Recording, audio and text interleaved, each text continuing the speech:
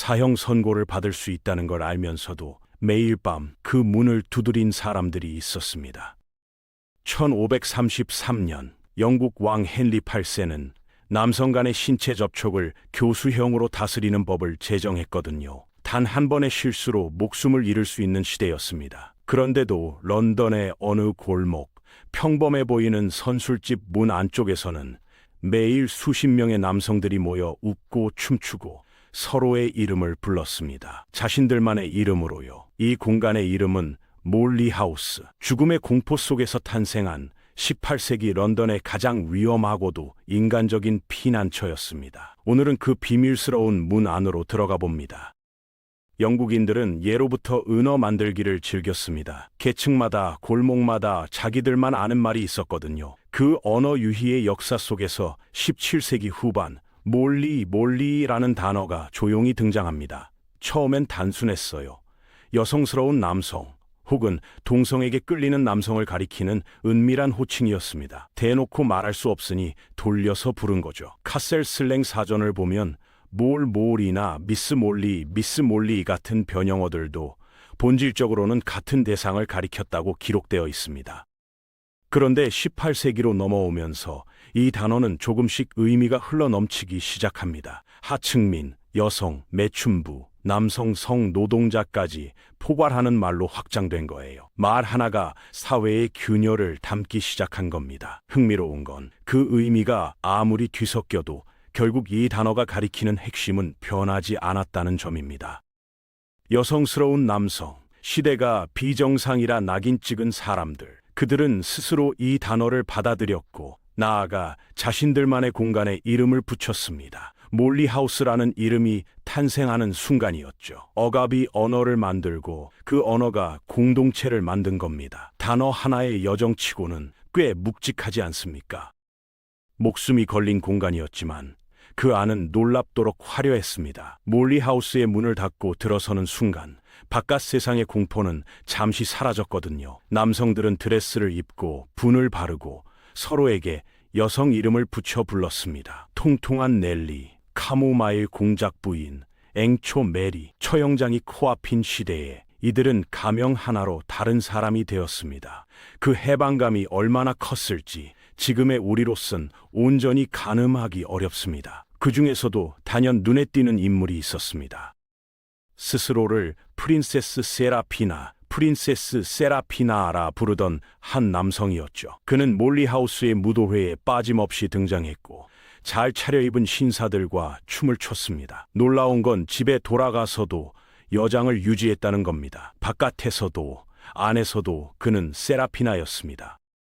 1732년엔 자신의 가운을 훔쳐간 남성을 법원에 고소하기까지 했어요. 재판장에서 이웃들은 증언했습니다. 그녀가 평소에도 흰 가운에 진홍색 망토를 걸치고 동네를 활보했다고요. 사형이 가능한 시대에 법정에 선 세라피나, 그 용기가 무모함인지 아니면 존엄의 다른 이름인지 판단은 여러분께 맡기겠습니다. 몰리하우스 안에서 가장 무도회를 즐기던 이들에게 뜻밖의 우군이 생겼습니다. 패션이었습니다. 18세기 런던 거리에는 마카로니라는 독특한 유행이 번지고 있었거든요. 레이스 달린 셔츠, 높이 솟은 가발, 화려한 자수가 놓인 코트, 남성들이 여성보다 더 화려하게 꾸미고 거리를 활보하는 게 오히려 멋으로 통하던 시절이었습니다. 덕분에 몰리들은 숨통이 조금 트였어요. 여성스러운 외모로 거리를 걸어도 그냥 유행을 따르는 남자로 보일 수 있었으니까요. 잠깐 상상해보세요. 매일 아침 거울 앞에서 오늘은 얼마나 숨겨야 하나 계산하며 하루를 시작하는 삶을요. 마카로니 유행은 그 계산을 조금 덜어줬습니다. 하지만 딱 거기까지였습니다. 외모는 감출 수 있어도 관계는 감출 수 없었거든요. 남성 간의 신체 접촉이 발각되는 순간 유행이고 뭐고 교수대가 기다리고 있었습니다. 그래서 이들은 공간이 필요했습니다.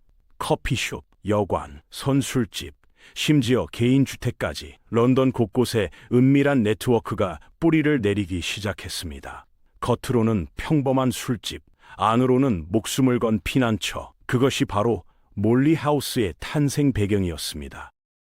몰리하우스는 그냥 열려있는 공간이 아니었습니다. 아는 사람만 들어올 수 있었고 아는 사람만 그 존재를 알았습니다. 당국의 눈을 피하기 위해 이들은 정교한 암호 체계를 만들었거든요. 역사학자 랜돌프 트럼바흐가 오랜 기록을 뒤져 밝혀낸 사실입니다. 당시 성소수자들 사이에서 가장 유명했던 마거릿 클랩의 집, 흔히 마더 클랩 하우스라 불리던 이곳은 외부인들에게 그저 평범한 커피 하우스로 통했습니다. 커피 한 잔 마시러 간다고 하면 아무도 의심하지 않았죠. 다른 몰리 하우스들도 마찬가지였습니다. 겉으로는 허름한 선술집이었지만 내부 깊숙한 곳에는 단골만 아는 뒷방이 있었어요. 이 비밀 공간에는 따로 이름도 있었습니다. 예배당 칠펠리라는 암호명이었죠. 예배당에서 이들은 모이 결혼식을 올리고 함께 춤을 추고 서로의 존재를 확인했습니다. 신성한 공간이라는 이름이 결코 과장이 아니었던 겁니다. 1770년대로 접어들면서 런던 사회가 마카로니 패션에 등을 돌리기 시작하자 몰리하우스는 더욱 절실한 도피처가 되었습니다. 암호는 더 정교해졌고 네트워크는 더 촘촘해졌습니다. 살아남기 위한 언어, 살아남기 위한 공간, 이들의 생존 방식은 그 자체로 하나의 문화였습니다. 당시 사람들은 몰리하우스를 어떻게 봤을까요? 대부분은 그냥 퇴폐적인 성매매 업소라고 단정했습니다. 남성 매춘부들이 득실거리는 불법 공간, 언론도 법원도 종교계도 한 목소리였죠. 심지어 이들을 가리켜 히스트럼펫, 의스트럽, 그러니까 남성 창녀라는 멸칭을 아무렇지 않게 사용했습니다. 그런데 실제로는 어땠을까요? 역사학자 릭터 노트는 당시 재판 기록과 증언들을 꼼꼼히 분석한 끝에 전혀 다른 결론에 도달했습니다. 몰리하우스의 본질은 성매매가 아니라 사교였다는 겁니다.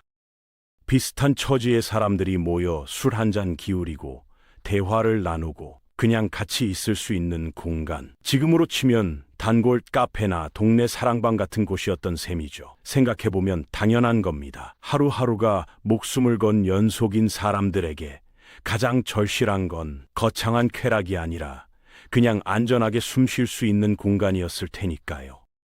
하지만 기록을 남기는 건 언제나 위험한 일이었습니다. 문서 하나가 증거가 되고 이름 하나가 사형 선고로 이어지던 시절이었거든요. 그래서 이들의 진짜 이야기는 파편처럼 흩어진 재판 기록 속에서만 간신히 숨을 쉬고 있습니다. 외부의 편견이 역사를 덮어버린 겁니다. 몰리하우스는 술과 웃음이 있는 곳이었습니다. 그리고 바로 그 자유로움이 때로는 치명적인 약점이 되었습니다. 토마스 라이트의 이야기가 그렇습니다. 그는 본업이 따로 있었어요. 약모를 빗질하는 기술자였거든요. 그런데 부업으로 몰리하우스를 운영했습니다. 문제는 주류 판매 허가가 없었다는 겁니다. 라이트는 다른 곳에서 맥주를 몰래 조달해 손님들에게 팔았고 그 수익으로 비밀 뒷방을 간신히 유지했습니다. 아슬아슬한 줄타기였죠. 그리고 1726년 그 줄이 끊어졌습니다. 결정타를 날린 건 뜻밖의 인물이었습니다. 라이트의 가게에서 일하던 몰리보이 토머스 뉴턴이었거든요. 뉴턴은 당국으로부터 면책 특권을 받는 조건으로 법정에서 입을 열었습니다. 라이트가 자신을 특정 단골 손님 접대에 강제로 동원했다고 진술했죠. 전 파트너이자 고용주를 향한 배신이었습니다. 같은 공동체 안에서 서로를 의지하며 살아남으려 했던 사람들. 하지만 생존의 압박 앞에서 그 연대는 너무도 쉽게 무너졌습니다. 뉴턴의 증언은 결정적이었고 라이트는 그의 타이번 사형장에서 교수형에 처해졌습니다. 술자리의 온기가 사형대의 냉기로 바뀌는데 그리 오랜 시간이 걸리지 않았습니다. 몰리하우스를 찾기 전 이들에게는 먼저 서로를 알아보는 과정이 필요했습니다. 그 무대가 바로 런던의 거리였습니다. 무어필드 공원 근처 골목들은 특히 유명했어요. 사람들 사이에서 소도마이트의 길, 디츠 소도미스 워크이라는 조롱 섞인 별명으로 불리던 곳이었죠. 콕스 레인, 레드 레인처럼 이름부터 심상치 않은 거리들 역시 밤이 되면 은밀한 만남의 장소로 변했습니다. 당연히 그 주변으로 몰리하우스들이 뿌리를 내렸어요. 거리에서 눈이 맞으면 바로 근처 안전한 공간으로 이동할 수 있도록요. 그런데 이 거리가 함정이 되는 순간도 있었습니다. 앞서 등장했던 토머스 뉴턴 기억하시죠? 그는 배신에서 멈추지 않았습니다. 아예 경찰의 함정 수사에 직접 가담했거든요. 거리를 배회하며 남성을 유인하는 척하면서 2명의 경찰관이 자신을 미행하도록 유도했습니다. 그 덫에 걸린 사람 중 하나가 윌리엄 브라운이었습니다. 브라운은 법정에서 필사적으로 항변했어요. 자신은 그저 벽에 소변을 본 평범한 유부남일 뿐이라고요. 하지만 배심 원단은 유죄를 선고했습니다. 벌금형의 징역 2개월, 그리고 군중 앞에서의 조리 돌림까지. 거리를 걷는 것만으로도 목숨이 위태롭던 시절이었습니다. 1720년대 런던 경찰은 본격적으로 움직이기 시작했습니다. 조직적이고 대대적인 단속이었습니다. 불과 2년 사이에 무려 17곳의 몰리하우스가 발각되어 강제로 문을 닫았습니다. 그 중심에 있던 사건이 바로 마더 클랩의 집 급습이었습니다. 마거릿 클랩이 운영하던 이 공간은 런던에서 가장 크고 활발한 몰리하우스였어요. 매일 밤 30명에서 40명의 남성이 모여 술을 마시고 춤을 추고 심지어 숙박까지 해결했습니다. 그런데 어느 날 밤 경찰이 들이닥쳤습니다.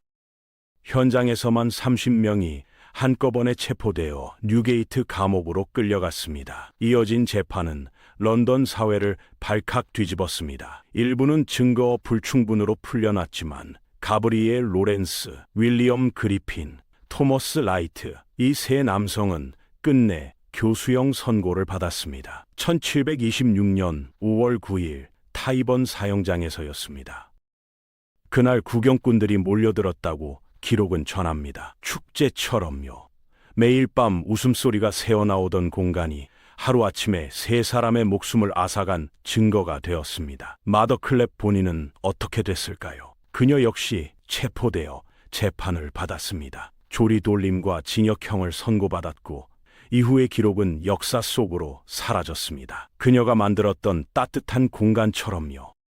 마더 클랩 하우스를 무너뜨린 건 경찰의 집요한 수사가 아니었습니다. 시작은 훨씬 더 사소했습니다. 연인 사이의 다툼이었거든요. 마크 파트리지와 해링턴. 두 사람은 몰리하우스를 함께 드나들던 연인이었습니다. 그런데 어느 날 심하게 다퉜습니다. 해링턴이 둘 사이의 은밀한 관계를 제3자에게 흘렸다는 사실이 파트리지를 분노하게 만들었거든요. 사랑이 배신감으로 바뀌는 순간 파트리지는 끔찍한 선택을 했습니다. 경찰의 정보원이 되기로 한 겁니다.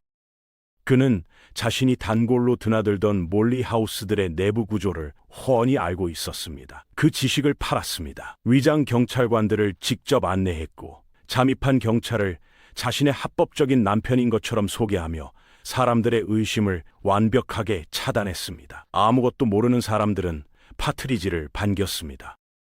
오랜 친구를 맞이하듯 키스를 퍼붓고 환호했죠. 그리고 바로 그 순간 경찰이 들이닥쳤습니다. 질투심 하나가 수십 명의 운명을 바꿔놓은 겁니다. 파트리지가 해링턴에게 복수하려 했는지 아니면 그저 살아남으려 했는지는 알 수 없습니다. 다만 분명한 건 그가 자신을 품어준 공동체 전체를 팔아넘겼다는 사실입니다. 가장 안전해야 할 공간이 가장 가까운 사람에 의해 무너졌습니다.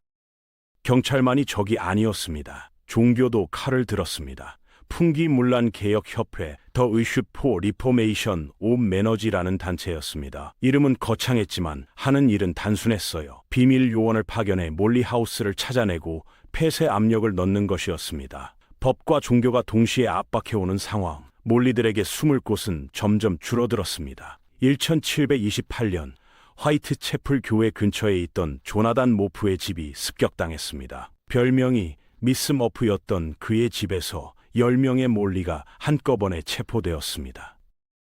이후 이들의 운명은 제각각이었습니다. 누군가는 살이 찢기는 채찍질을 당했고 누군가는 감당하기 어려운 벌금에 모든 것을 잃었습니다. 차가운 감옥 안에서 이성을 잃어가는 이들도 있었습니다. 그중 토머스 미첼이라는 남성의 이야기는 특히 가슴을 짓누릅니다. 그는 뉴게이트 감옥 안에서 스스로 왼팔의 대동맥을 끊었습니다. 살고 싶지 않았던 겁니다.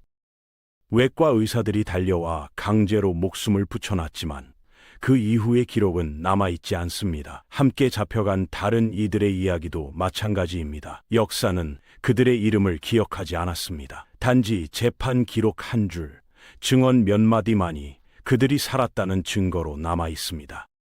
1861년 마침내 학문 성교 금지법의 사형 조항이 폐지되었습니다. 1533년부터 따지면 300년이 넘는 시간이 걸린 겁니다. 그 사이 얼마나 많은 사람들이 교수대에 섰는지, 얼마나 많은 몰리하우스가 불시에 무너졌는지 우리는 온전히 알 수 없습니다. 기록 자체가 위험이었던 시대였으니까요. 하지만 분명한 건 있습니다. 죽음의 공포 속에서도 이들은 멈추지 않았다는 겁니다. 암호를 만들고 공간을 만들고 이름을 만들었습니다. 자신들만의 언어로 존재를 증명했습니다. 1750년경 탄압이 잠시 숨을 고르자 몰리하우스는 다시 조용히 고개를 들었습니다. 끈질긴 생명력이었죠. 이후 19세기를 거치며 사회와 법이 천천히 변하면서 몰리하우스라는 형태는 역사 속으로 사라졌습니다. 하지만 그 본질, 안전하게 존재할 수 있는 공간에 대한 열망은 사라지지 않았습니다. 18세기 런던의 어두운 골목에서 시작된 이 이야기는 결국 인간의 가장 오래된 질문으로 우리를 데려다 놓습니다. 나답게 살아가는 것, 그것이 왜토록 오랫동안 목숨을 걸어야 하는 일이었을까요? 여기까지 오늘 준비한 영상은 끝났습니다. 다음 시간에 다른 영상으로 찾아뵙겠습니다. 감사합니다.